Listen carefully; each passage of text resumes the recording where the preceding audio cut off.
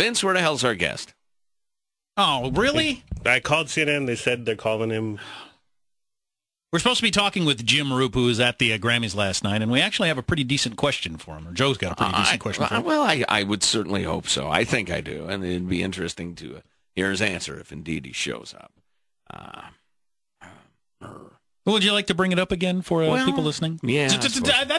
I think I have not heard anybody, and I have followed more than I should have of this Whitney Houston thing for the last 48 hours. I haven't heard anybody else say this. I was watching the Grammys last night and heard LL Cool J's very nice opening and tribute to Whitney, and he led the folks in a prayer for her and her family. In godless L.A. I know, in front of a bunch of godless, crack-smoking, but tattooed morons. Where most of the crowd had to be thinking, this is the stupidest thing I've ever done. Dangerous thugs like Paul McCartney. And I thought that's very lovely. He's not who I was thinking of. And then somebody else came up and made a brief speech and made a loving comment about Whitney, and the audience was it kind of a smattering of applause, and then other people gave the full on. We're talking about Mother Teresa, who died when she was hit by a car type approach to the whole thing, and I just kept wondering: is somebody at some point going to say, this woman threw away her life? She's been a joke for the last 15 years? At least. Right. That Diane Soria interview, the Crack is Whack interview, is 10 years old. She's a pathetic junkie and a liar and a bad parent. And again, just threw all that beauty and talent in the garbage. Now, I'm not inviting you to my funeral. Shut up. I'm just getting started. See, he isn't going anywhere. The reason perhaps nobody said that is generally you don't go to a funeral and somebody stands up there and says, he was a junkie, loser, bad parent and threw away his life. Right. And ugly. Yeah. Well, right. And he owes me $5, so I'm taking this shoe off him. And, and I'm not asking for that. Certainly that would be inappropriate. The woman is still, perhaps even north of room temperature. And when someone passes, I think it is perfectly legitimate to remember the beauty, the goodness they brought. On the other hand, the fact that nobody so much as said, I think we remember when she was so young and beautiful and sung songs of such exquisite, I've got to use beauty twice in the same sentence, bad writing, beauty. And I think we also remember with sadness that the second half of her life was not nearly so pleasant. And we remember with regret the pain she suffered. Even that, I mean, that's semi-eloquent right there. And that tips a cap to the fact that she was a joke for the last couple of decades almost. Because she was such a pathetic, lying junkie. But no, it was all glowy, glowy, happy. I don't know. Well, that's what...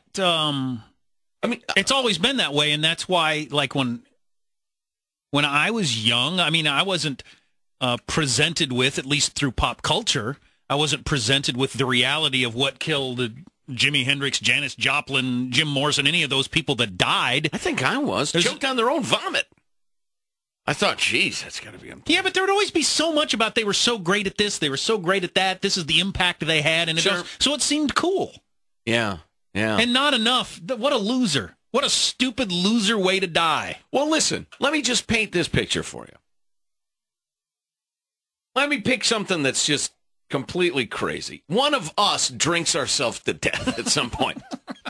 Whatever reason. There's only like a 40% chance of that happening. But no, suppose things get out of control, a couple of rough turns, a blown tire. One of us just goes, I'll leave in Las Vegas. And pickles ourselves. Fifth of Hennessy. Passes out face down in a bathtub, whatever. Liver says no mas. Or falls asleep in the hotel swimming pool out there in the parking lot. The sort of hotel swimming pool that's there in the midst of the parking lot with a chain link fence around it. Because it'll be that. It won't be the Hilton. So one of us is found afloating like a dead guppy. And at the funeral, would you, looking down from heaven, for the Lord forgiveth, looking down from heaven, if somebody says at your funeral, And all of us who loved him agree it's a damn shame that his life took the turn that it did. But let's remember the good times before he was floating upside down in a Motel 5 in the middle of, the outskirts of Albuquerque. That's not inappropriate. In fact, that is appropriate. If you actually love somebody, you care about them. You don't put on this masturbatory, phony-ass showbiz show of grief and outpouring of love. That's love in quotes. That's not love. That's bull. How much of it would have to do with 3/4 of the musicians in that room are drunks or pill addicts or whatever? Oh, so you don't want to drive like 3/4 of the crowd out shoveling their feet. Hey, I got to go do something. Or sitting there drunk at the time. Yeah. Well, there's an enjoyable. Trust me, I got to say this after my week in Mexico. There's an enjoyable level of mild intoxication.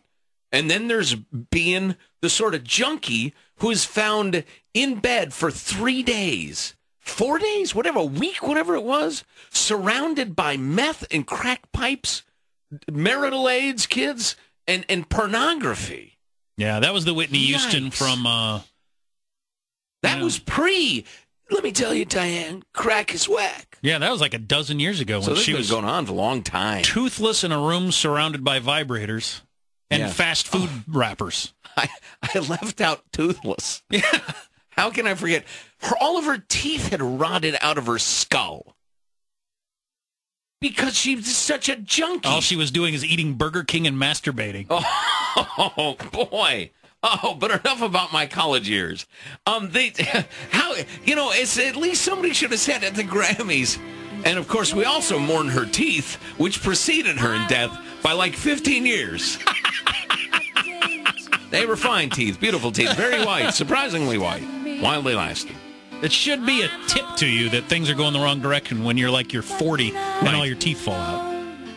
You are listening to the Armstrong and Getty Show. Is yet unknown. From the text line, we made it a drinking game during the Grammys last night. Every time somebody said Whitney Houston, we slammed a shot. Boy, that is wrong on just a ton of levels, really.